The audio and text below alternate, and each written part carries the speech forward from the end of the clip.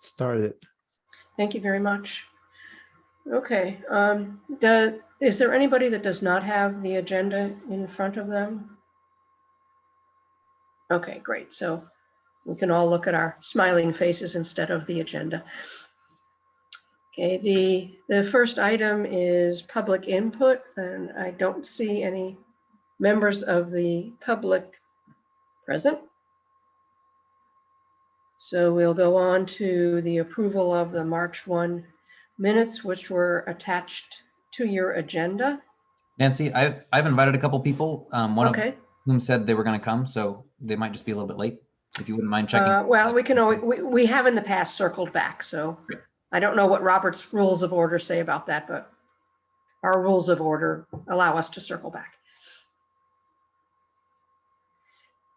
Okay, could I have a motion to accept the minutes of the March 1st meeting? Judd, Make that motion. in a second. Okay, Tanner, I saw Tanner first. Christine, we'll get you on the next one. Okay, were there any of the minutes were circulated with the agenda? Excuse me. Were there any additions or corrections? Okay, not all those in favor say aye or wave your hand or something. Okie doke. Opposed, abstaining, thank you. Alrighty. The chair's report this month. I did speak at the March Traffic Authority meeting in favor of reverting the traffic flow on Strawberry Hill at Westport Avenue to its previous configuration. It's now, because going north, it's 2 lanes. There's a dedicated right-hand turn, and there's on the left, it's a left-hand turn or going straight ahead. And previously, the right-hand lane was for the straight ahead traffic and right-hand turns, and there was a dedicated left-hand turn. So I did go on the record as being in favor of the previous configuration. So we'll see what the Traffic Authority recommends. Also, there was a groundbreaking for the Nrvt's missing link last month, and several commissioners, Judd, Barbara, and Audrey were there. It's the piece that will connect along Riverside Avenue, and since Riverside Avenue, as Barb will tell you, has no sidewalks on either side, it will provide pedestrian access on one side of Riverside Avenue. So we're very excited about that, and hopefully some of you will be able to come to the grand opening, which we hope, if we're really, really, really lucky, will be late August, but probably will be September or October. Also, Jim Carter, who you know, Charlie Tawney, who is the president of the Friends of the Nrvt, and 3 members of the Common Council, Tom Livingston, Lisa Shanahan, and Dave Hoyleman, met at 148 East Avenue, which is a big gap in the Harbor Loop Trail, which is also the Norwalk River Valley Trail. And we all agreed that we need to work on solving, actually getting that piece linked in, which will make the trail on the east side of the river almost continuous. We still have 2 small problems that we need to take care of. And for those of you that have never been on it, I think I will at some point be hosting a walk along the Harbor Loop Trail, and it has some wonderful views of Norwalk that most of you have probably never seen. So I will keep you posted on that. I also contacted Nick Roberts about placing the repair stand, since we all decided we would like to put it in Pasture Beach Park, since he's actually in charge of recreation and parks. He had to approve it, and he said as long as the commission would take responsibility for installing it and maintaining it, which obviously the commission can't do, but fortunately our friends at TMP have stepped up to the plate. And we were going to meet out there today, but the person from Rec and Parks who we need to be with us wasn't available. So we will be meeting next week. And I think we'll also be moving, there's a bike rack very close to the Nrvt trailhead, which is where we'd like to put the repair stand. And I think we would also like to move the bike rack over there too. So hopefully that will all be done in April so that we can have an event introducing it to the public in May, which is National Bike Month, which Barbara will talk about shortly. And lastly, the Tracy School, and I did include in the agenda an attachment, which was an email from Colin, who was there last Monday morning when they first instituted our recommendation about changing the traffic pattern during drop-off and pickup. And he also included a video, which if you haven't looked at it, I would suggest you do, because towards the end, there's always one person who wants to get out of line, person there trying to get out of line. And then also an email from Barb, who went over there Tuesday or Wednesday, I forget which, for pickup, and her comments about there's still some bumps in the road, but it seems to be working well. And then I also, after I'd already sent out the agenda, had an email from Johanna Zanvetter, who is the coordinator of transportation for the Norwalk Public Schools. And she said, I spoke with the school principal and they have started the new procedure and are very happy with the change. A permanent resolution needs to be met, but for now they are working with a new pattern and it has been successful. And I know that Johanna and Mike are going to see if they can further improve the situation, because there is still, I think, some stacking on the street. And I think as more and more kids come back to school full time, that probably will increase the stacking, but at least it's much better than it was. So that's all I have. Are there any questions or comments? Okay. Yeah, I'll just. Oh, go ahead, Colin. I was just gonna say, it looks like things continue to go well at Tracy for the week. My wife said that pickup is better. She walks the kids, or my daughter there, so it's she's not in the vehicle, but in my observations in the morning continued to be that just it was better, and whatever stacking there was on the street, at least in the morning, was very minimal, and the time frame that there was stacking was exceptionally compressed. Where we were talking half hour to an hour probably of real troubled congestion that nobody could get through. This was down to 5 to 10 minutes tops, and it was only a few cars that were waiting to queue in, and once they started operations and letting the kids in, it really cleared out quick, and overall it just seemed like a bigger improvement. So I got some ideas for encouraging other modes in the neighborhoods, so maybe that's something I can talk to Garrett and Jim about in the future, but not quite ready yet. Okay. Thanks, Colin, and thanks for all your hard work on this as well. Audrey. Yeah, thank you. That's such good news. I'm just wondering whether it can serve as a model, not an exact duplicate, but a model at other schools, since Tracy's having some success. We could see how that goes, but it might be inspiring for some of the other schools that are also having problems with pickup and drop off. So I'm hopeful that it can serve as a little model or inspiration going forward. Okay, like perhaps a school near you. Yeah, maybe Kendall School. Well, and Fox Run is not far from me either. That the parents and Ponus Ridge Middle School, the line of cars is it's sort of mammoth and goes out onto the main, comes out onto the main streets. So just hoping maybe Tracy can share with some other schools that they're having. I'll send an email to Johanna and ask her that, because she's intimately familiar with traffic patterns around all the schools. But thanks for the suggestion. Yeah. Tanner. Yeah, I also want to say great to hear about the decrease in congestion. I wanted to ask quick about the survey. Right after the last meeting, you sent out the responses to the survey that Tracy School sent out to their parents. There were 120 responses, which I thought was awesome.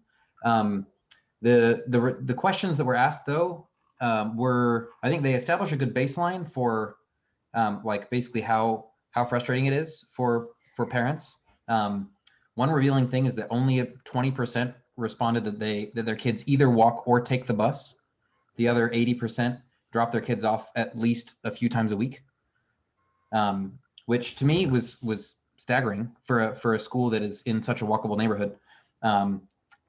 I would be curious to know what these same questions, what the responses would be now that the traffic has kind of subsided. But also, given that we're the Bike Walk Commission, I would love to see if there's any willingness to send out some more survey questions, in particular around the things that keep parents from either walking their kids to school or letting their kids walk to school or even taking the bus, although that might be a separate issue. Do you have a good idea of whether there would be some willingness there if we could work with them to understand their parents better? Tanner, I just being a parent in the neighborhood, I would say that I didn't love the survey completely. So I think more data points would be better. And one of the biggest things that both my wife and I noticed about it was very ambiguous in terms of the pickup and the drop off language, and much more focused and suggestive of vehicular as opposed to Yeah, walking. absolutely. I So- completely agree. I just didn't want to discourage what's currently been done. Like a survey is Yeah, better I than mean, no survey, but I would love to get a thought better. it was a good start, but to your point, I think, some better data points would be appreciated. And I think, that would really help clue in because as you say, it's for me, it's manageable, but I have a relatively high tolerance for bad street conditions, I should say, Yeah. because the sidewalk's pretty bad, and I live on a relatively bad turn in the road, so it's hard for me to get my daughter across. But much of the other neighborhood is with some adjustments could be fantastic for walking kids to school, and it's got some huge potential to alleviate congestion and just provide better quality of life for residents by bringing their kids to school with another means. Yeah, completely agree. I would be happy to donate some time and sit down with somebody from Tracy School, perhaps also including Colin, and workshop some more questions. Colin, would you be able to put Tanner in touch with the president of the PTA and see where Absolutely. we go from there? Yep. All right, thank you very much. Sounds good. Okay, Tanner, we have some attendees. Emily Berneman, Luis Estrella, Paul Shenard, I'm sorry if I'm mispronouncing your names, and Richard Chumney. Are any of those the people that you were waiting for? Yeah, just the first two. I don't know who the other two are, but welcome everybody. Okay. We, at the beginning of our meeting, we do have time for public input, and if any of you would like to speak, I'm not sure how. Can you? Oh, okay. Paul Shenard is raising his hand. So can we let him speak?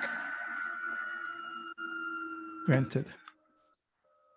Hello, just seeing if everyone can hear me. Yes. Okay, great. I just want to introduce myself. My name is Paul Chenard. I'm the new manager of transportation and planning at Norwalk Transit District. And so I just kind of want to join the call and see what's going on related to bike and pedestrian infrastructure and how the Norwalk Transit District can also facilitate greater walking and biking within the city of Norwalk. Thank you. Thank you. Great.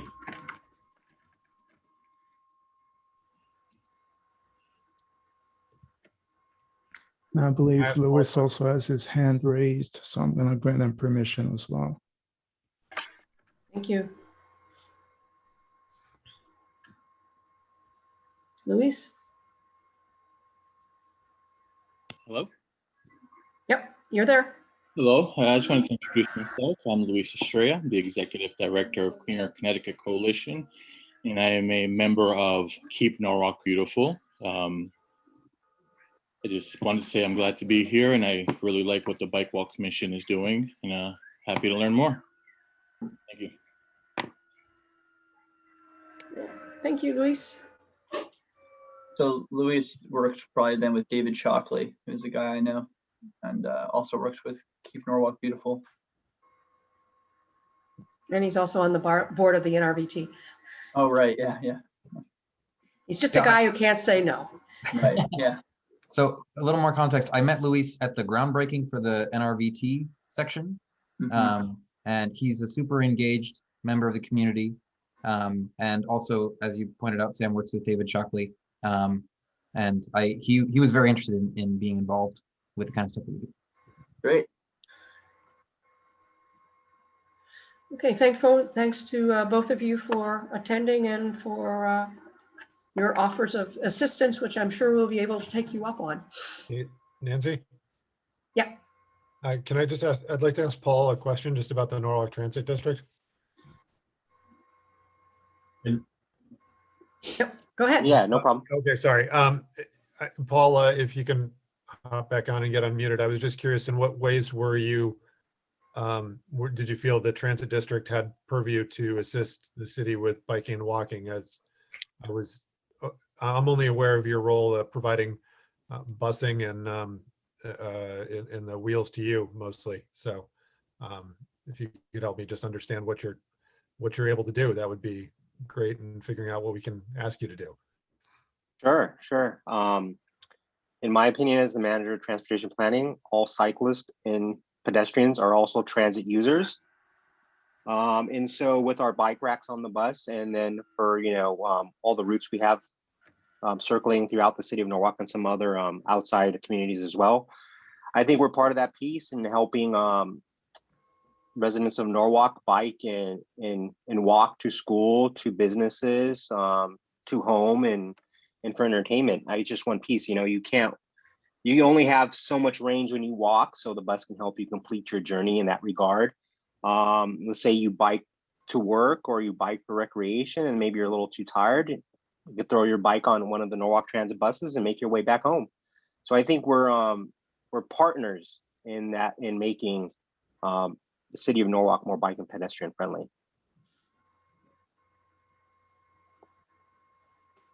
Okay, that's cool.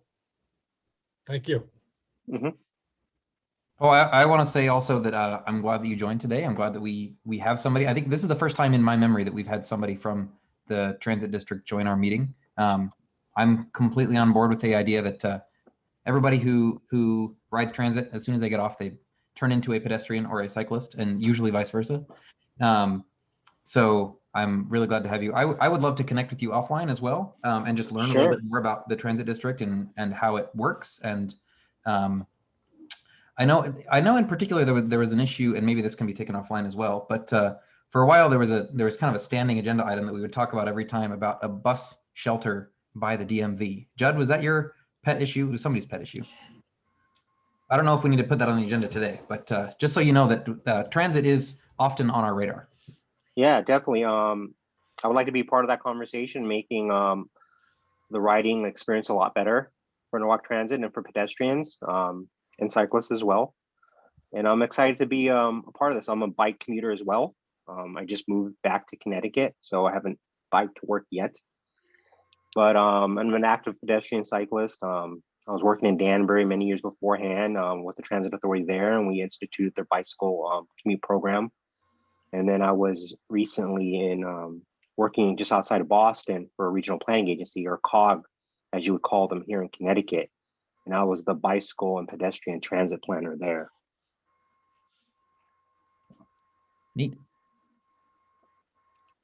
Yeah, Paul, I can't tell you how excited I'm sure a lot of us got when you said you commute by bike. Yeah. So I totally understand it. Yeah. I used to design bike lanes and pedestrian paths and all kinds of craziness like that. I think not overly surprising, but probably somewhat so. Several of us on the commission are bike commuters. I know. Awesome. Sam rides in, Tanner, or at least used to.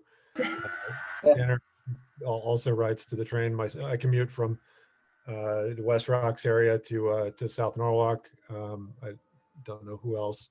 Judd, I think, occasionally goes to Westport, and I don't know any of the others. I used to be a bicycle commuter when I worked. You do enough Yeah. recreation Yeah. to ride, Nancy. So, all right. So I think we probably need to move along, but we certainly welcome you, Paul, and Luis Thank as you. well. Paul, I just sent you a connection on LinkedIn and a message. Let's go from there. Okay. Sounds good. All righty. On to our committee reports. Greg with the transportation planner update. Hi, everybody. So lots going on in TMP these days. So we're very busy, but a lot of exciting things that we're preparing and putting together for everybody. So the connectivity grant, we've obviously been talking about it for a while. We took a second look at the grant for the east-west and north-south bike routes. And working with the state, obviously it's a state-funded connectivity grant. We were able to revise the application a little bit. I know we've kind of been on a holding pattern a little bit, but we were able to revise the application, and we were able to include some 5-foot bike lanes with some 10-foot travel lanes in some of the roadway segments along the long stretch of the east-west and north-south as well. Some of the area does include Charros, just where their bike lane segments just weren't applicable due to the roadway width. But altogether, throughout the whole stretch of the whole grant with this design, we were able to nearly double the length of the bike lanes for the city. So right now we're about 8 miles. So with this, we'll put about 7.5 miles added to that. So we're pretty excited about that, and we're hoping, we're finalizing the design right now, and we'll be working with the state, and final designs will be sent to the traffic authority for Norwalk later this month, and shortly after that up to the state for further short-term review. We're hoping for an installation for the entire of the project later this year once the state releases the funding for the project. Once they review, I know they want the project, they want to delve the money out because we've been sitting on it for a while. So we're excited. We're hoping to finalize designs, go right to the traffic authority, and then to the state from there, and hopefully get it through later this year. So I know we've been reporting on it a lot, but we're pretty excited about these kind of revised designs, and I think the state is excited about it as well, as they're more likely to sign on for bike lanes more than Charros. So so we're definitely excited about it going forward. And then another exciting opportunity that has come up. Well, actually, let me go back here. So TMP has been discussing with the engineering department, DPW, and others within the city. We're looking to revise the travel lane width to allow for 10-foot lanes and the engineering design standards throughout the city. So we're trying to work with them and see if we can get that done that will align better with our grant, so that going forward we can try to look for 10-foot lanes where applicable, and see if we can fit in some additional bike lanes in the area, or at least some wider shoulder lanes as well, so that we're not just dumping Charles all over the city. We're instead kind of separating bicyclists rather than just putting them in line with traffic, and to increase ridership as well, and open up to a better percentage of bicyclists, as there's varying levels, as you all know. So make people more comfortable. Greg, Yes. Can you let us know if there's anything that the commission can do? Either there are meetings that we should be showing up to, or letters that we should be writing, because we certainly would like to heartily support TMP in this effort. Okay. Yeah, no, absolutely. I mean, it definitely opens the door for more potential, which is exciting for us. So definitely, we'll definitely keep you guys up to date on everything that we're looking to do, especially moving forward. So like I said, another exciting grant opportunity that has come up over the last week. There's a possibility of federal funds that's going to be looking to be provided through that we've gotten some talks with some state representatives and some congressional representatives as well. That's going to looking to be provided for shovel-ready pedestrian facility projects. It's a Connecticut community grant, it's called. We recently just kind of learned of it maybe 10 days ago at this point. So it's been kind of a rush. We've been putting together a detailed list of projects that are pretty much shovel ready, that have already been prioritized, especially from the previous bike ped plan. There's obviously those who were involved in the planning of that about 10 years ago. There were corridors that were tiered from tiers 1, 2, and 3 based on location, tractors, generators. So based on that, we've kind of been putting a list together from the bike ped study and including pedestrian infrastructure projects, because that's what this grant is based on, is pedestrian connectivity and accessibility and improving those facilities. So we're really putting together a list of projects of pedestrian infrastructure with sidewalks, ADA compliant ramps, missing crosswalk segments, and pedestrian crossing signals as well, to kind of those quick hitter projects that we've kind of put together. So we've put together, in about 10 days, we've put together a list so far of about 50 pedestrian projects, improvement projects. And in that request, we're totaling up about $20 million worth of infrastructure. It's a major ask. And this is something that, Jim and Garrett learned about, like I said, about 10 days ago. So we've been working to consolidate these projects and put them together by tier. There's no guarantee what amount of money is going to be granted to us. There's nothing. Obviously, we were asking for 20, but we may get 5 million. So, but we're putting this ambitious amount together, and we're putting this, together in less than 2 weeks, and we're submitting it to the state, and we're going to see what comes out of it. But we're hopeful that we can get, if not all, at least a sizable amount, because we have a lot of supporting data for all this. We have a lot of socioeconomic data that's supporting it, and low income areas, and accessibility to some of the outer roadways to get to the urban core, if you will. And we're also adding some of the missing parts of the trail as well, like of the Nrvt, such as Will Walk. We're putting that in there. So we're trying to add all these up to see what we can get from the grant whenever, and if they decide to get the funding for it. But it is a federal funded grant, so we're pretty excited about the list that we put together, and it's definitely going to make a major difference if we're able to get this through. So we're pretty excited about that.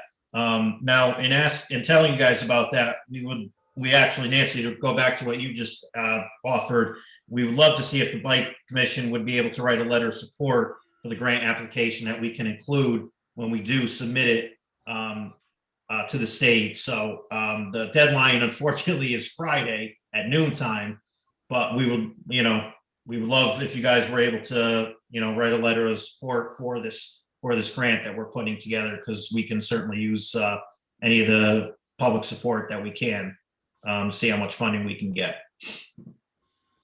Okay. Normally we would bring the letter to the commission before sending it on behalf of the commission, but obviously there's not time to do that. So let me just ask the commissioners, would you all be okay with me sending a letter, which I will obviously send you all a copy of, and saying that it comes from the commission in support of this grant? Let me make it simpler. Is there anybody that objects?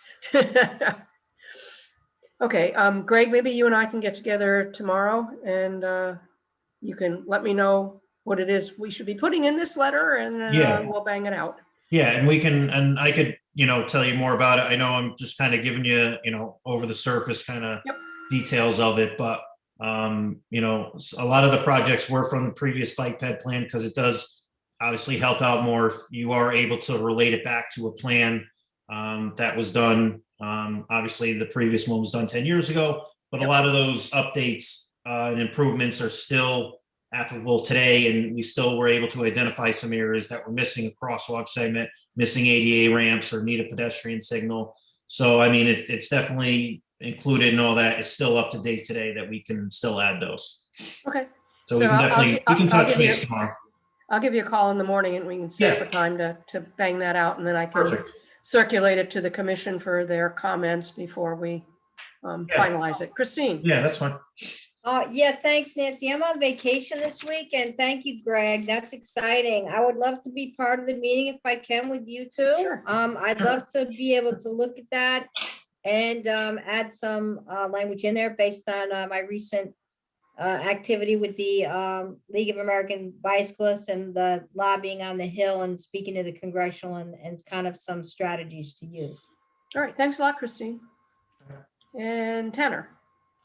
Yeah, I was gonna propose that if you think that it would improve the quality of the letter, we could crowdsource it a little bit on Google Docs like we did with our last statement. I thought that worked quite well, and but I would only propose to do that if it wouldn't slow the process down. Like, it's definitely important that we get the letter out.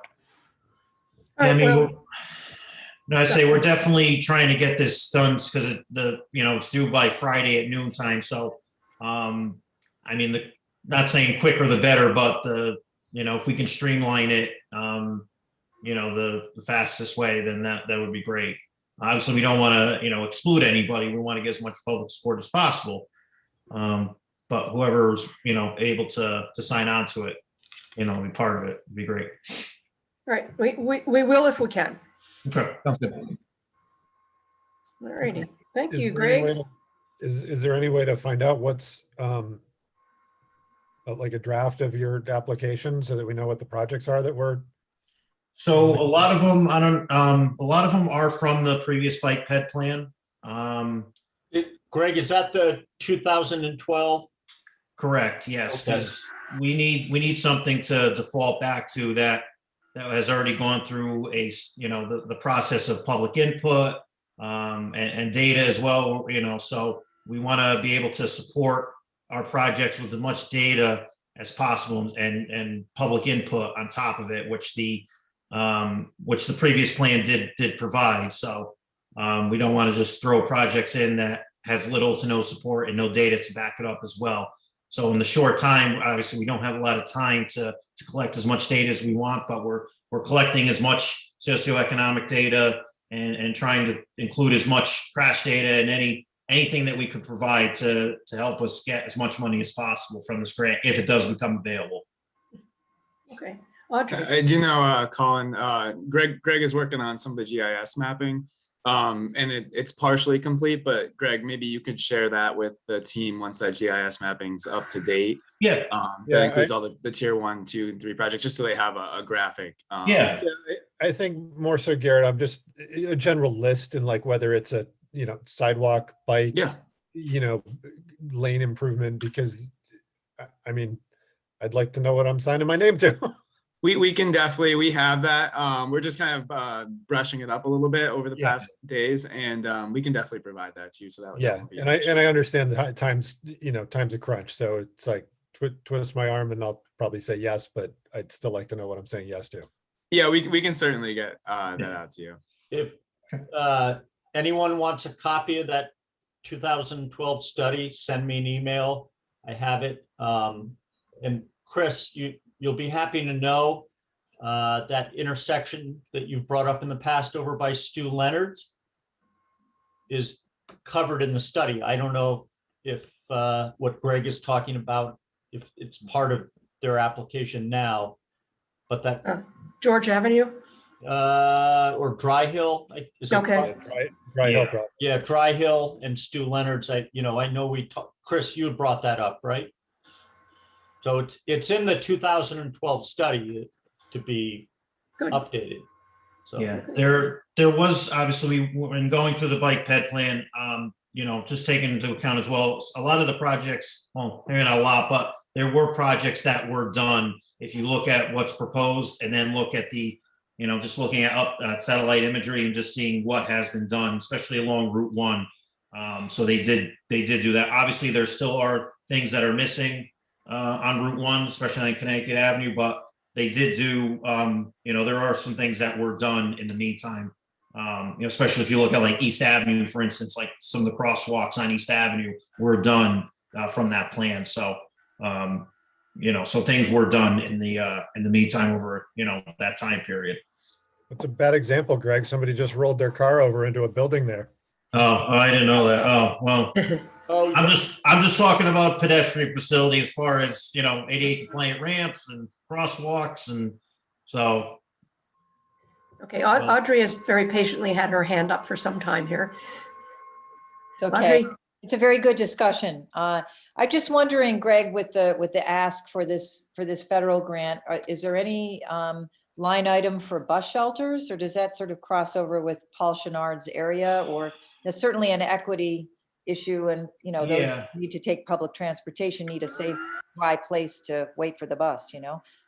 I mean, from obviously, Garrett, from our discussions we've had, we've kind of stayed with just more pedestrian facilities as far as sidewalks. Obviously, there are issues with bus shelters, but those are kind of, we could do more on the shorter term end, where these are more longer term, miles worth of sidewalks. I think we have like almost 34 miles worth of sidewalks that we're looking at this. So, I mean, those are more longer term, investment projects. But we definitely take that into account as well. But I just don't know in this specific grant if that's included. I don't know, Garrett, if you can speak more to that. But just what the list I put together so far and we've gone over, we haven't included many of those. Okay, just wondering.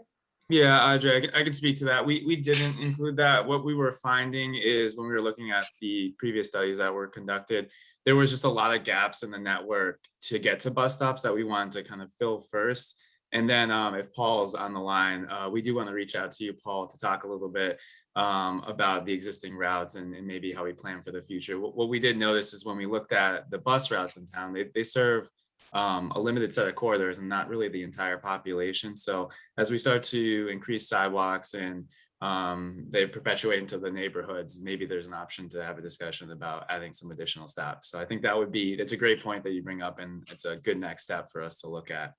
Yeah, Paul also has his hand up. So Paul? Oh, are you there?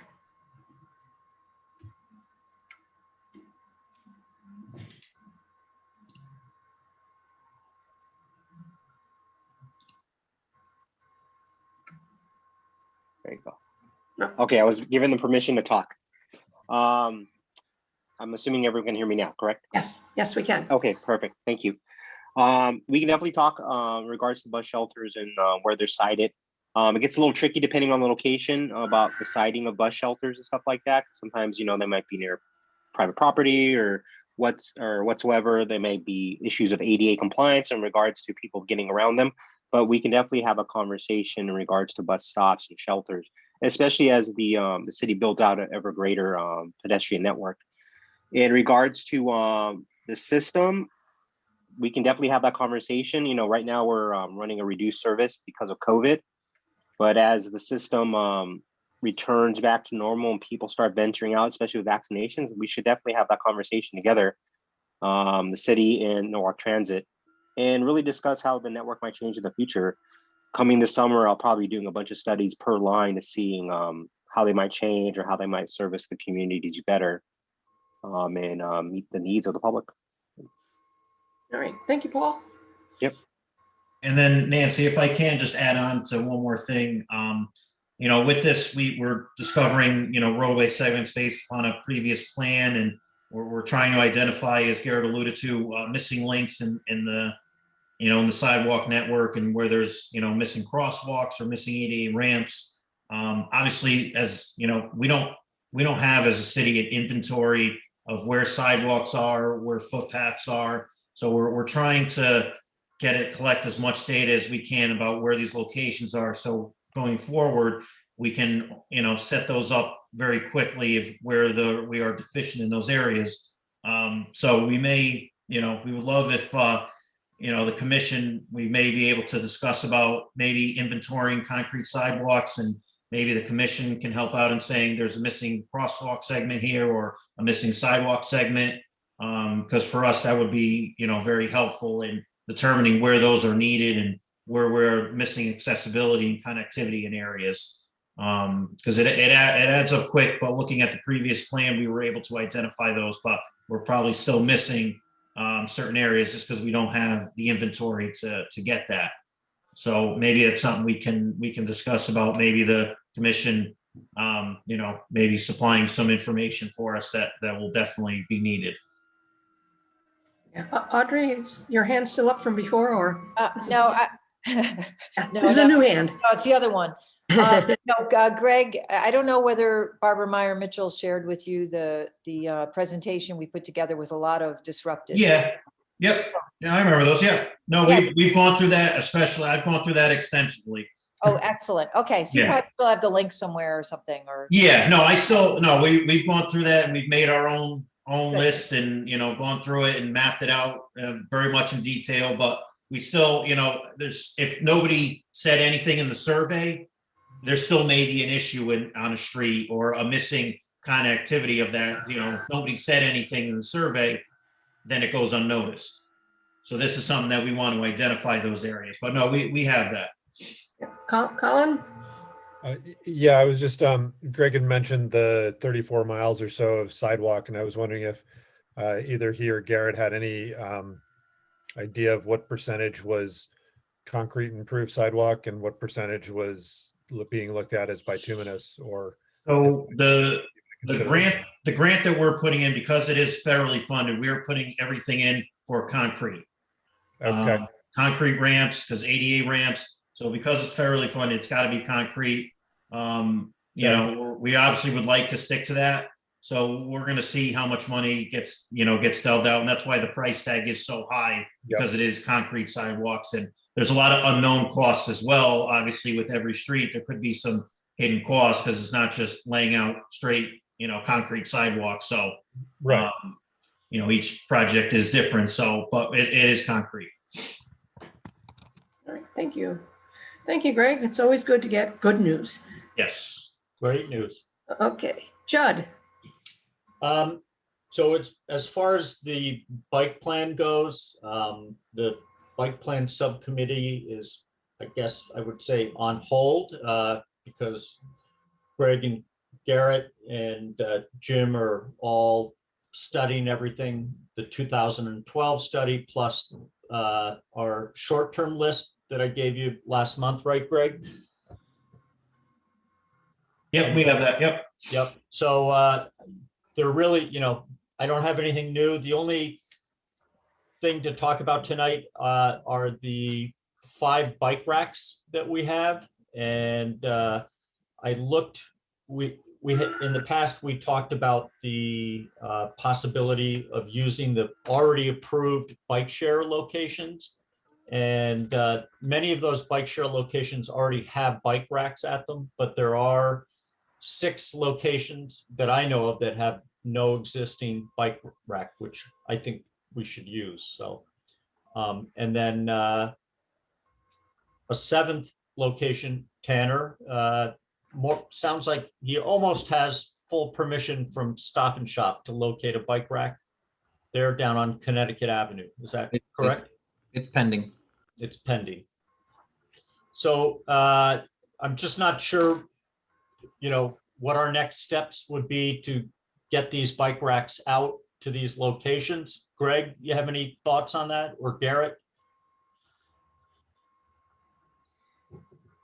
Well, Judd, considering that we have more locations than bike racks, maybe this is something that the bike plan committee could discuss at its next meeting. Okay. And, not only whittle it down to 5, but then also figure out the mechanics of how we actually get them installed. And for the one that's at Stop and Shop, which is, well, actually, I think some of the bike stations are not city property either. I'm not sure. But anyway, definitely Stop and Shop. There may be some legal issues that the legal department needs to hammer out with the city putting a bike rack on private property. Okay. So, Greg, I'll be in touch with you later this week about that, or next week. Okay, yeah, that's fine, because we'll have to discuss more about what is needed for each and every site, as whether what's needed, especially if there's a concrete pad that needs to be installed.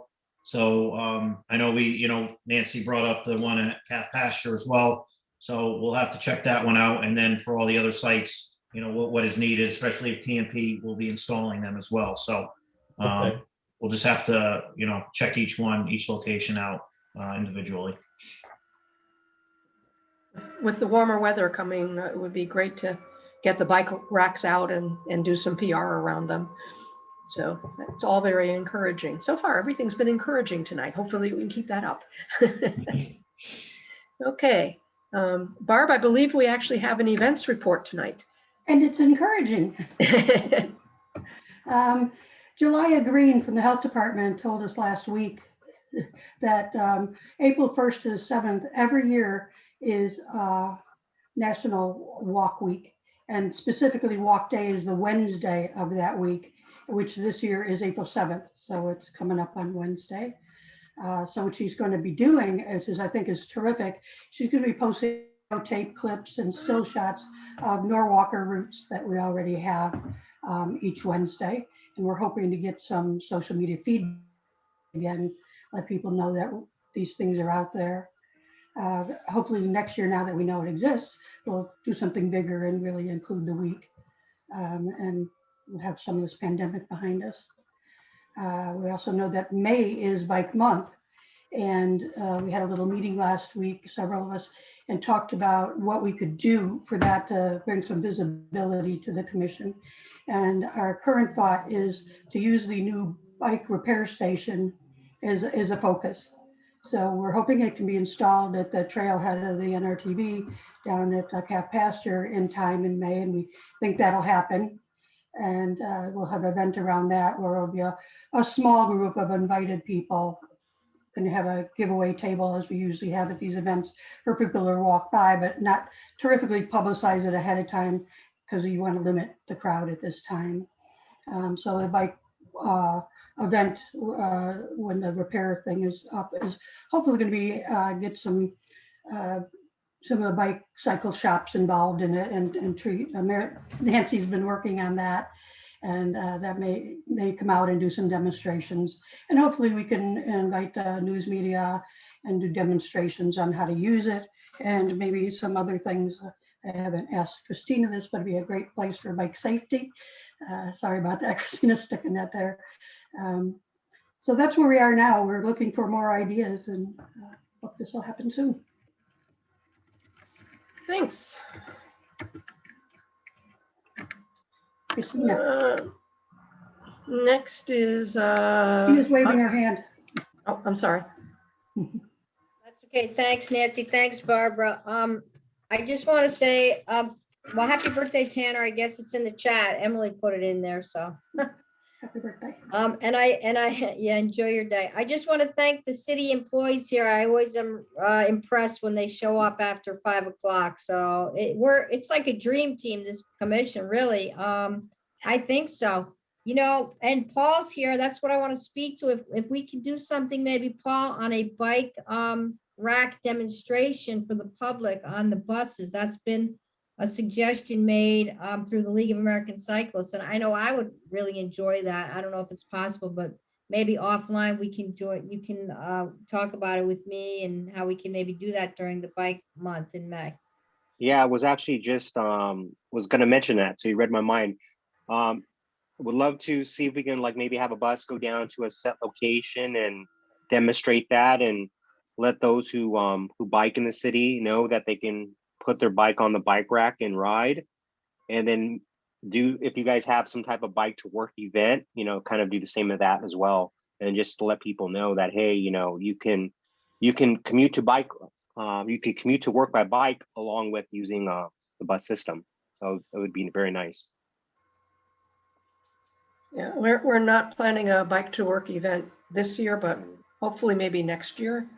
But Christine, do you want to get together with Paul and see what the two of you can come up with? And then certainly we would like to publicize it in our social media, as well as getting the media out there the day of to get some good PR out of that as well. Yeah, I would love to talk with Paul and find out what he thinks the best day and time to get more audience there. And with the COVID, of course, precautions like that, how it would work and stuff. Yeah. Oh, Colin is ready. Yeah, we could definitely set something up. Yeah, Colin? Yeah, I just wanted to throw into the mix. It's like I love the idea, and this is kind of for Tanner, our social guy, and Garrett, and also Paul. A while ago, for whatever reason, it popped up in my Facebook feed, the New York City Department of Transportation, and they're got a pretty active Facebook page, and I've been screenshotting a lot of the things to share with people, and um, it seems like they do a very good job of just putting out public information via Facebook. And I know Norwalk is really, doing a good job with certain things about getting information out. But I think, bringing that into perhaps the transit district and TMP, and just having, it seems like they post a couple times a week, or, at least once a week, on all kinds of different things that are going on, whether it's temporary street closures or just, new information about buses, or like, hey, we got a cool new thing, check it out. Something like this is a great way to get that active on social and share it around. And it's like, if you guys are the content creator, that's great, because then we can, say, hey, the Norwalk Transit District's really cool. Like, let's all share stuff about, buses and getting around in ways other than personal vehicles. So it's pretty cool. So I'll send some of those around to Nancy, and maybe she can distribute them as part of the minutes to the next meeting or something, or the next agenda. Sure, I'd be happy to. Thanks. Okay, Audrey, pedestrian plan? Yeah, my wheels are turning already, in terms of community outreach. We did that winter walking safety tip as hard copy and digital files through the library, and 1,000 flyers went out with the curbside book pickups. So besides social media, there's a pretty popular library where they're happy to hand out public service type of flyers. So I would utilize that too, and I'm happy to design it. So the pedestrian committee at our most recent meeting on March 23rd, we celebrated we highlighted some good projects that are either underway, are revived and approved. We heard from Greg Pacelli, the wonderful Greg, about the transportation management plan, which he described for the pedestrian committee, and very exciting. And we heard from Nancy, the great Nancy Rosette, about the Nrvt, what the latest plans are for Nrvt in this new missing link section of the trail. And then we also heard from Jackie Lightfield about the Harbor Loop Trail, and just a little bit on the history of the Harbor Loop Trail. And, I held up a bottle of champagne, even though we couldn't drink mimosas together to celebrate. But we decided to focus in the meeting on some of the positive things that are going on. And it was a really nice meeting. We had Tom Livingston from the Common Council joined us. He doesn't always, but he said that Norwalk is a forward-thinking city and wants to reduce the car-centric concept of transportation. And he and Greg Pacelli both said that the plan would be data-driven and include short and long-term plans. So that's a transportation management plan. So we heard from various people, and it was really a nice informal and kind of fun meeting to celebrate the many good things that are going on, and not always the problems. So that was the highlight. We have 2 police officers now from Norwalk Police Department on the pedestrian committee, Sergeant David Orr and Sergeant Sal Calise, who is actually the traffic enforcement chief. And he mentioned that there are 3 traffic enforcement officers now on the beat, and they have a goal. I think they were giving out something like 270 traffic violations, citations or whatever a month, and they want to increase that to 1,000 or something like that. So they're getting trained on motorcycles, so they're going to be very nimble now, and may add a 4th officer to that. So right now we have 3 traffic enforcement officers and may have a 4th soon. So he says they're hustling and they're motivated and they're trying to make the streets safer. They're also talking about maybe giving, like a warning rather than a ticket all the time. So that's a softer sell to get people to change their behavior. And the Wednesday walks with Julia from the health department. I think I'm going to be leading a walk next Wednesday at Oak Hills Park, because there's a walkway there, a walking path on the Norwalker program. And I think that's a really terrific way to highlight walking. I would like to do more community outreach. I think that's a great way for the pedestrian committee to ever be involved. And same with the commission. I'm a graphic designer. I don't mind putting together graphics or something that's supportive to highlight, walking month or walking week or biking week, month or whatever. I think those are terrific. Like Colin was saying, to constantly get something out there, to keep feeding things and getting it out to the public goes a long way. So I think that's kind of it for my pedestrian report, and just look forward to continuing to bring safety for pedestrians and cyclists in our city. I think when we take care of pedestrians, we take care of bicyclists, and when we take care of bicyclists, we take care of everybody else. Just love the whole subject. So I think we're moving and grooving. Thank you, Audrey. You're welcome. But I think a lot of times we're so consumed with looking at everything that needs to be done that we don't often enough take time to look back and see all that we've accomplished. So I think what you did with the pedestrian committee was definitely a good idea. Yeah, I think it could be a regular thing to celebrate what we are accomplishing, even if it just feels like a little bit. It's worth it's pretty amazing, actually. Yeah. Thank you. Thanks. Tanner, do you have anything to report on communications, social media? No, although I wanted to have a quick conversation, especially given what Colin said a minute ago. The report is that I continue to post on Facebook, some weeks more than others. We've gotten some new followers recently. However, I think Colin raised a great point about resharing content from other people. This is somewhat of a personal weakness of mine because I'm not very active on Facebook, but our commission presence is only on Facebook. So if there's content that other people see on Facebook, I know not all of you are active on Facebook either, but to whatever extent you are, if you see good content that we should repost, like contact me. Email is good, but my response time is usually on the order of days for email. If you text me, it's on the order of minutes. So if you don't have my number, ask for it. But text me if you see something on Facebook, and I would love to reshare it. Or if you see something elsewhere.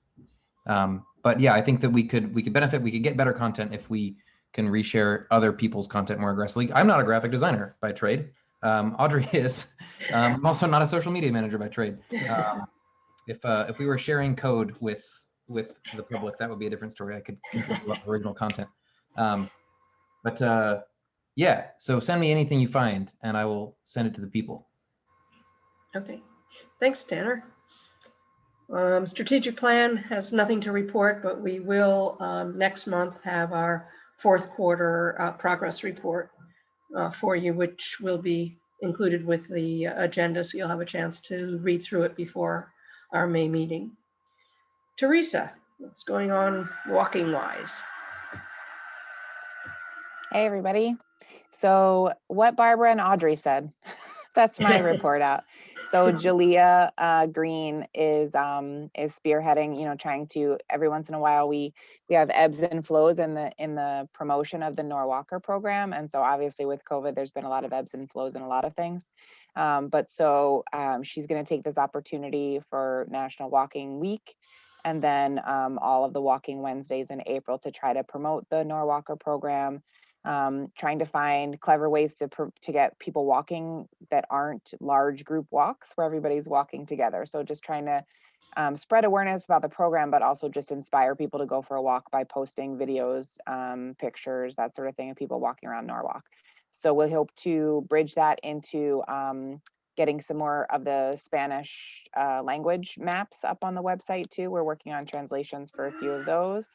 And then also, we're trying to do a lot more work in health equity, specific to COVID, but beyond COVID. And so we're hoping to get more community health workers and community messengers involved in promoting chronic disease prevention in general. And so we imagine that will also include a lot of the walking promotion that we've done. But the report out so far is that April will have walking Wednesdays that are promoted on our Facebook page. That'll come from the Healthy for Life Project's Facebook page. So it's healthy, and then the number 4 Life CT. So Healthy for Life CT, which is the coalition of community agencies that the health department leads around this kind of work. And then they'll tag, Julia will tag the Bike Walk Commission and everything in case you all want to share as well. So that's our report out for now. Oh, thank you, Teresa. You know, those of us that knew Caitlin thought her shoes would be hard to fill, but I think Julia's doing a bang up job. She really is. She really is. Very lucky. She's a little dynamo. So thank you. Okay, there is no old business, but I do want to share my screen with the first new business. Oh, could you let me share my screen, please? Go ahead. Thank you.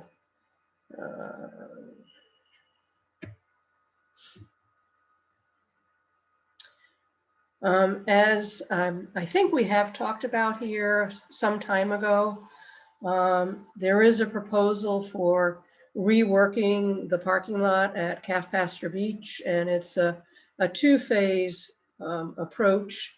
The first is to repave and restripe the actual parking lot.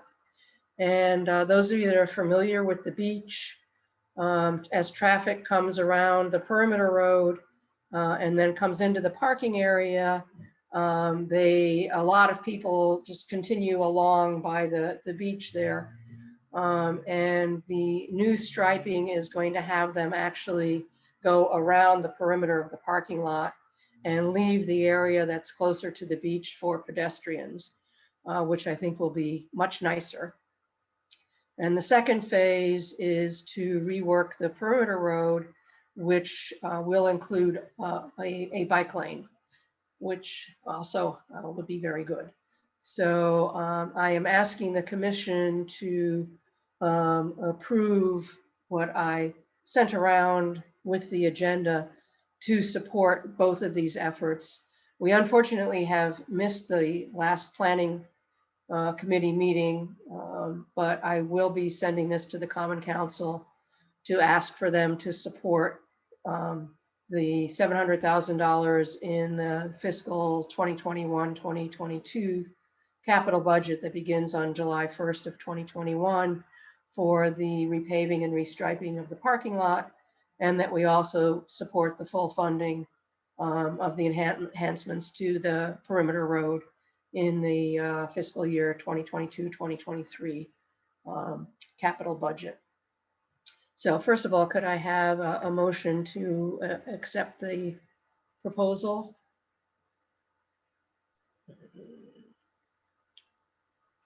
I'll make a motion Okay, to thanks, accept the Judd. proposal as written. And Christine, since you didn't get to second the acceptance of the minutes, do you want to second this one? Okay, second, Nance, thanks. Thank you. Is there any discussion? No, it's a great idea. All righty, let me stop the share so I can see everybody. All those in favor, either raise your hand or say aye. Aye. Okay. Opposed, abstaining. All right, thank you very much. I will take care of that.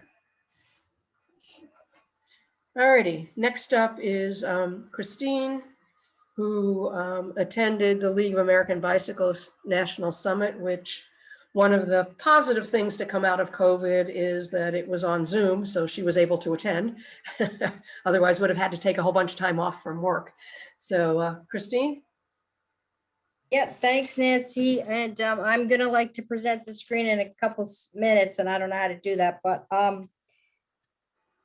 Yes, so the other upside of that, the American League of Bicyclists had their annual summit in Washington DC, and there was thousands of people on it because it was like 75% less than the usual price. So it was $60 as opposed to $300 to join. So there was many more participants, and they're talking about creating this as a kind of a national, like an annual thing, a hybrid or a virtual kind of program. It worked very well.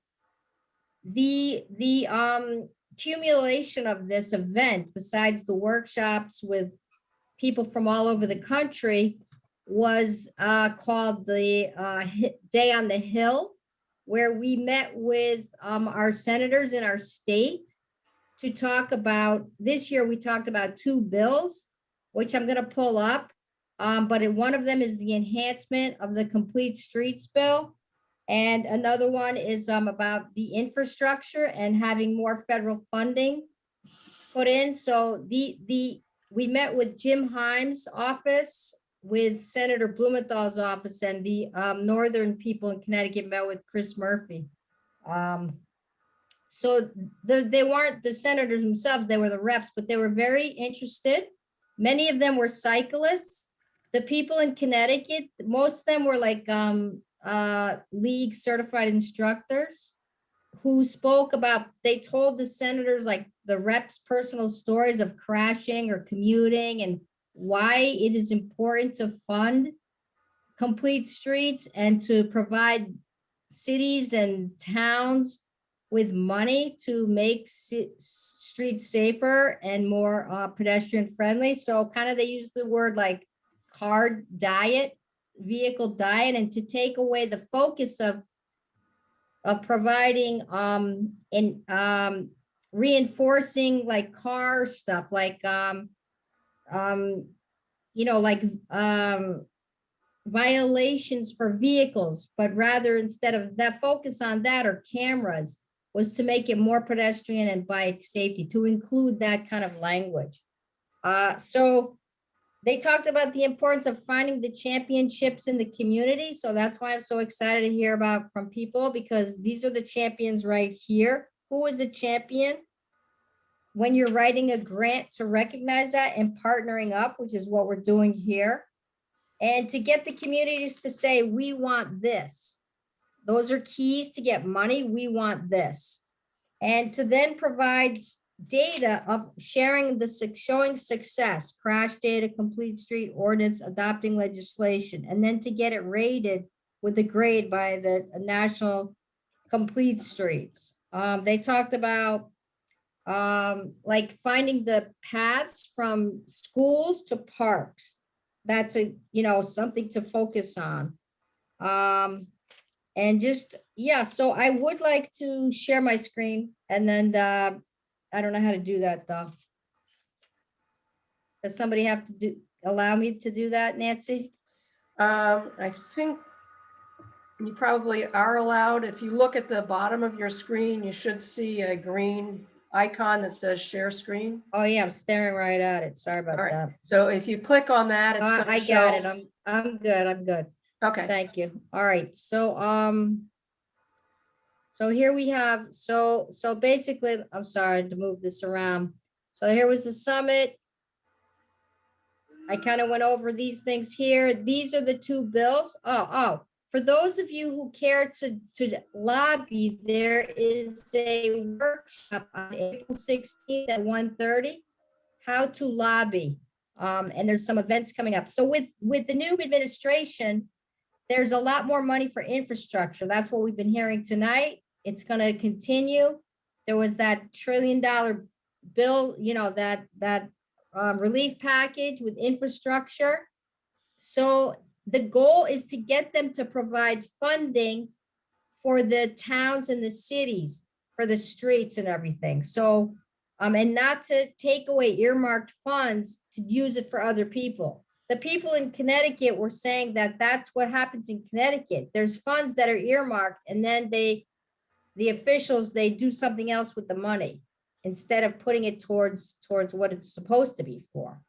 So I'm just going to show you this briefly, and I'm going to attach this to an email so you can look at it later on. And I'm sorry I wasn't part of for the meeting ahead of time tonight. But so you'll have it. So they're talking the data and the fatalities, tracking that.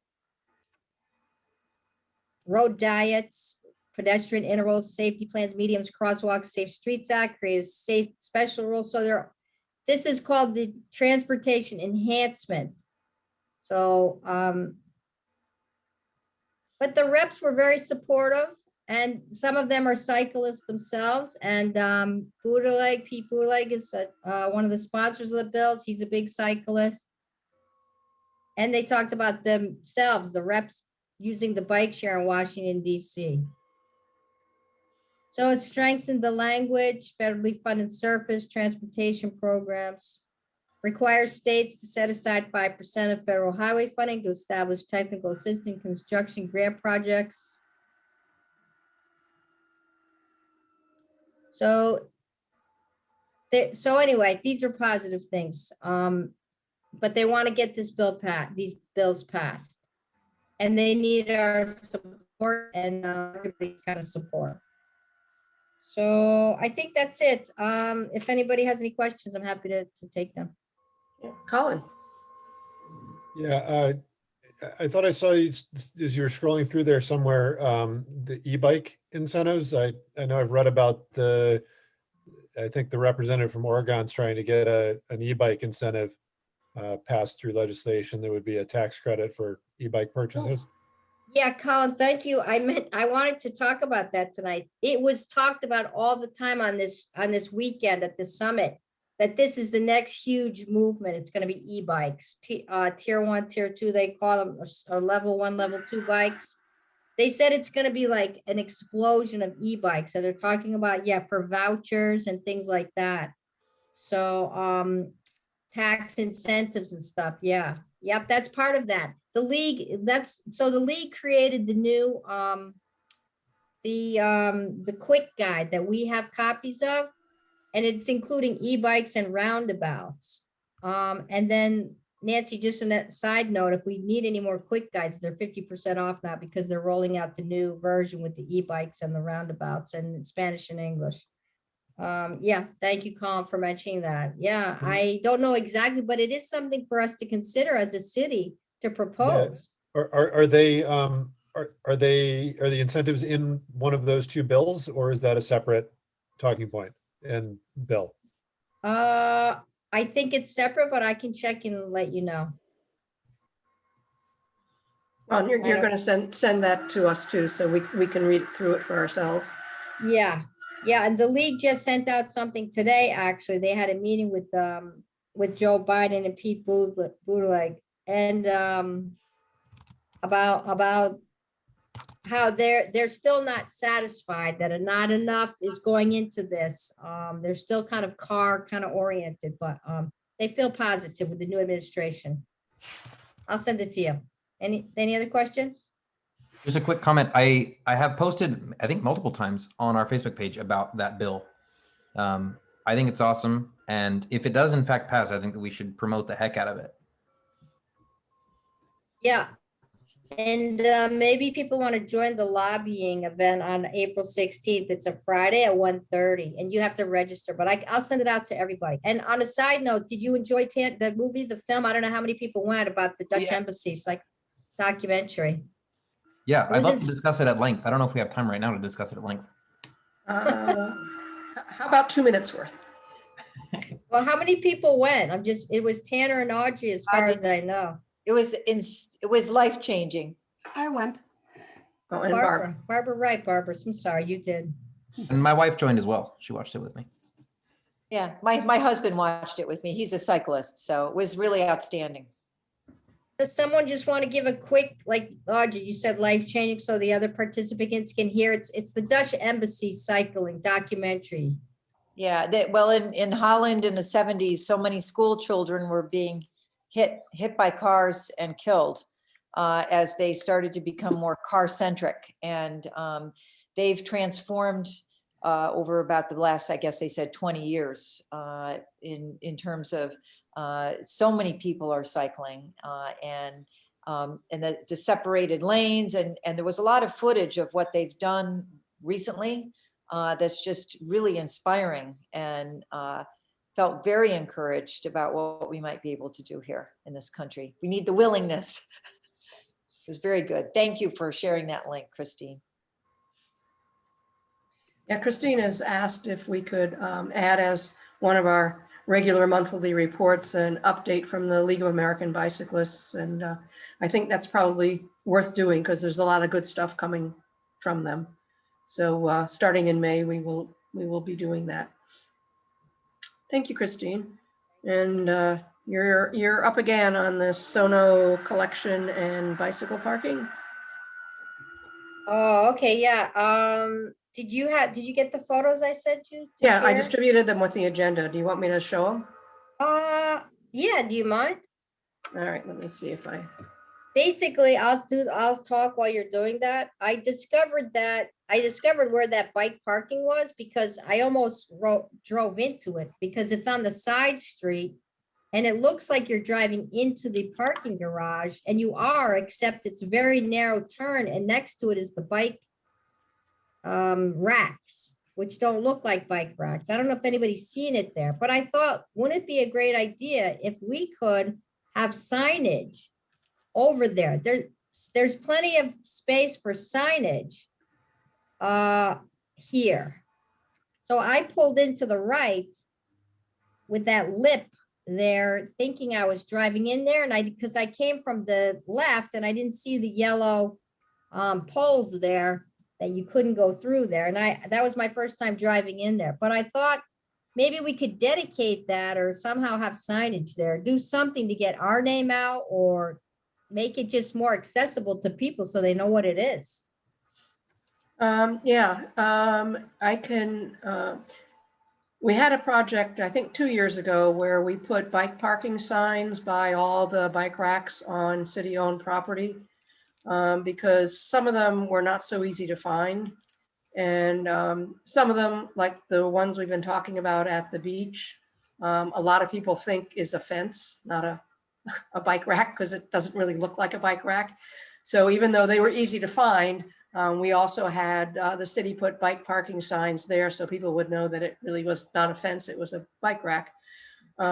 So I can talk with Amy Tabor, who's the one who takes care of that for the city. And if you have some time this week to go out with her and show her where they should go, that's probably something we can do. Although, again, we have to talk to since that's private property, we'd have to talk to the Sono collection about doing that.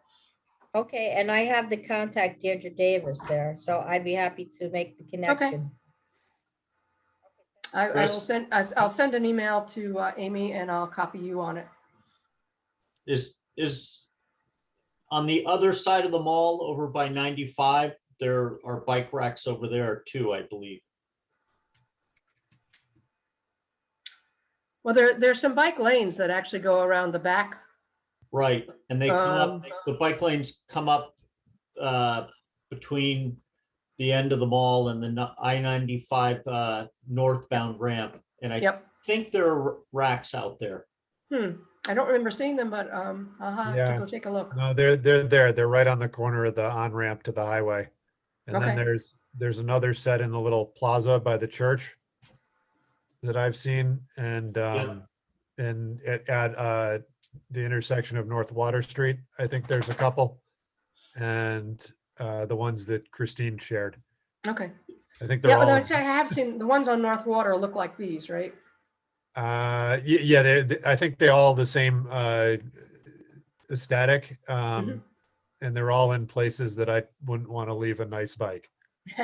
So, like next to the onbound ramp, so when someone steals your bike, they can throw it in the car and get away quick. Quick death, right? It'll be gone fast. Yep. Nobody will have to work for it. All right, well, thank you, Christine. We'll see what we can do. And then the last is Tanner, measuring the effectiveness of the east-west bike route. Yeah, so I've got good, quick news. I talked to Jim Travers, and he said he found a measuring instrument that the city owns. And I have the name of it right here. It's called, it's from Meovision. Garrett, do you know anything more about this piece of hardware? Yeah, it's a camera. So it's a camera that you can install at intersections or along segments of roadway. And in addition to capturing vehicles, it also captures, you can do count speeds for bicycles, and it also captures pedestrians too. So it's a multimodal tool that we actually have in our inventories and staff. And I believe Amy has a couple units. Wow. It's awesome. Is it the Scout? I looked at their website. It looks like they have two different products, and there's one that's a little more mobile that you can kind of set up on a tripod, and that's called the Meovision Scout. I have to Mike Yosak. I believe he might know what type of model is. I don't know the exact unit that we have, but I know we have a couple on hand. Cool. Well, we can talk more about that offline. But yeah, high level takeaway is that we will be able to measure not only cars but bicycles and pedestrians using this thing. And I've talked to Jim very briefly about it, and he says that they are on board to measure some baseline counts for the east-west bike route before they go in, so that we can compare it ideally to the same week a year later, so that we can get a really an apples to apples comparison. That would be great. And I think that we shouldn't stop there. I think we should keep doing that with other places around the city as often as we can. But that's a conversation that I will take offline with Jim. In other news, I did do a little research otherwise. Now that we know that we have this this Meovision unit, this may not be quite as high priority. I learned a little bit more about Strava Metro, which has come up in meetings before, and I checked the notes from a few meetings ago. I think somebody was going to talk with Greg. I think maybe Colin was going to talk. I don't remember who.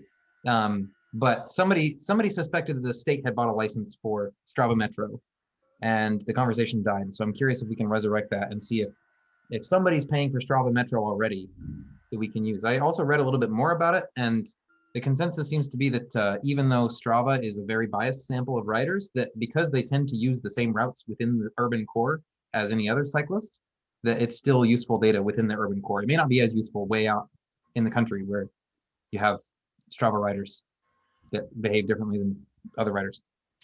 Yeah, Tanner, I'm 99% sure the state did not renew its license. And the license that it had was a number of years ago, but they found they were not actually doing anything with the data. I see. Okay, well, then I think we'll put that on the back burner. Another thing just to have on our radar, there's a company called Streetlight Data that I found that is essentially doing what I was trying to get Google to do, or hoped that Google was doing internally. They buy data third party from other people. They buy location data. I think I'm getting a birthday phone call. Sorry. Your birthday takes precedence. Hey, Tanner. What's up? Tanner, I actually had a phone call with them, and they kind of did a presentation for me. We were reaching out about bike and ped data. And they also do bus and rail data and vehicle data. It was amazing stuff. The only thing was the price tag was for an annual membership was quite steep. And they were a six-figure price tag, and for that price, we felt like it was better served to, put in some newer infrastructure rather than spending that on just data. Yeah. I know Strava Metro, I mean, that could probably be available on a city basis. Do you have any idea what the licensing is on that, Greg? For Strava, I don't know. I only had a call with Streetlight. That might be something that maybe we could look into for just city data.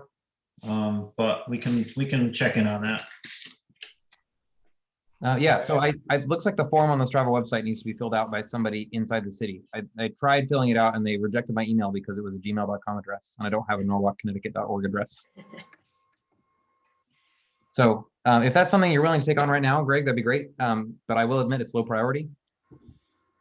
We'll discuss, and I'm not saying it's get done tomorrow, but we'll look into it. Yeah, I can go back and look too, because I know we had some dialogue when it came up on the commission. I think when we were still a task force, And we might have actual contacts inside the company that you could reach out to and just talk to without submitting a form. Gotcha. Yeah, that would be preferable. Okay, that's all I've got about data collection. Looking forward to this MEO vision. Thank you very much, Tanner. So we're at the end of our agenda. So if somebody would like to move adjournment. Sam, is that? Oh, okay. Barb. Sam, I thought that was your hand trying to come up. No, Do we have a second? sure. Okay. Now here it is. Okay. Right. Tanner, Paul posted in the questions that he said he thought Strava was handing out free accounts for a while. So I actually did apply for one. that means I applied for one on behalf of the bike commission, and they rejected our claim. I can forward that oh, email. okay. Well, I wonder, is it the same issue that Tanner ran into with it not being a norwalkct.org email? That's likely. I considered reapplying with my Cannondale email, but then I thought that might work even worse because it would look like this for private. Asking for money. Yeah. So maybe Greg or Garrett or Mike. Tanner, can you or Sam, can you forward the link to those guys? And maybe if one of them applies with a Norwalk City email, we'll get it. Well, we couldn't get any less further, I suppose, but hopefully we can get a little further. Yeah, Tanner, if you could send it over, we'll take a look at it. I think it would be useful data.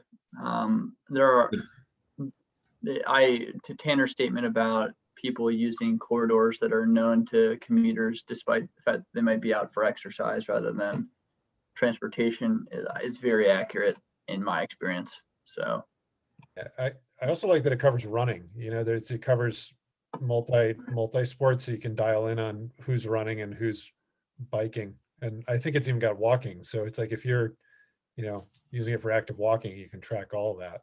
I actually Strava'd my kayak trip out to Grassy Island. So yeah, there you go. we can even get some kayak data. Yeah. Can we get a kayak lane in for you? Yeah, right. That would be great because those spring breakers are crazy out there and their parents both. That would be the other spring breakers, not you, right? At the very least, we could get some kayak sharrows down on the water. Yeah, floating sharrows. Yeah. I think we're getting a little off course here. Yeah. But Tanner, enjoy the rest of your birthday, and the rest of you, thank you very much for your active participation in the commission. Have a good evening. Bye, everyone. Good night. Have a good everybody. night. Night. Bye.